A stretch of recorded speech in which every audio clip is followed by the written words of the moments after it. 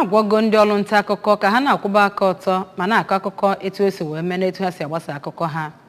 Onye ọrụ anyị bụ Emmanuel takọrọ na Komishona Anambra steeti na-ahụ maka mgbasa ozi bụ Paul Nwosu bụ onye nyere ndụmọdụ a n'oge ọ na-ekwu okwu mmalite ọgbakọ nke afọ 2022 nke Correspondence Chapel nke otu Nigerian Union of Journalists NUJ alaka nke Anambra steeti bụ nke nwere n'isi ụlọ ọrụ NUJ dị n'Awka chetara ndị nta akụkọ gbasatara oke na ọrụ dịrị ha n'ihe gbasara ịkwụba aka ọtọ nakwa ị na-akọ akụkọ etu o si wee mee.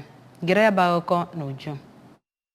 Na nkuzi ya ka Komishona Nwosu kọwara na Anambra bụ nke kwụsịrị ike n'iji igwe mgbasa ozi radio TV ezisa ozi gbasara atụmatụ ya na steeti a. Ọ kpọrọ ndị nta akụkọ okwu ka ha na-akwado ọchịchị aka na-achị steeti a. Otu onye nyere nkuzi na ya bụ mmemme ma bụrụ onye zọkwara ọchịchị na steeti a, Ọkammụta Obiora Okonkwo, onye kụziri ihe gbasara ọrụ ụlọ mgbasa ozi n'ihu na ndọrọndọrọ ọchịchị gara n'ụdị ya, sịrị na ọ kwesịrị ka mmadụ na-akatọ ibe ya ma ọ bụrụ na ọ kwụnyere n'ihe ndị ọzọ kwuru, ma kwue na onye ọbụla kwesịrị ị na-ekwupụta uche ya etu o siri masị ya. Onye bụ onye isi Correspondent Chapel nke ndị NUJ, Chief Chuks Ilozue, kọwara ya bụ mmemme dịka nke ebumnobi ya bụ ịtụgharịkọta uche ọnụ maka ọdịmma nke obodo. Ebe onye isi ụlọọrụ nke Anambra Broadcasting Service, Sachido Obidekwu, kpọkwuru ndị nta akụkọ ka ha na-arụ ọrụ ha dịka iwu ha siri dị. Eze ọdịnala nke obodo Ịgbakwụ nke dị na ụkpụrụ ọchịchị Anyamelụm, Ọkammụta Ọnụọra Nwuneli, Press Secretary nyegara Gọvanọ Soludo Maazị Christian Aburime, Kọmishọna nke uwe ojii na steeti a Maazị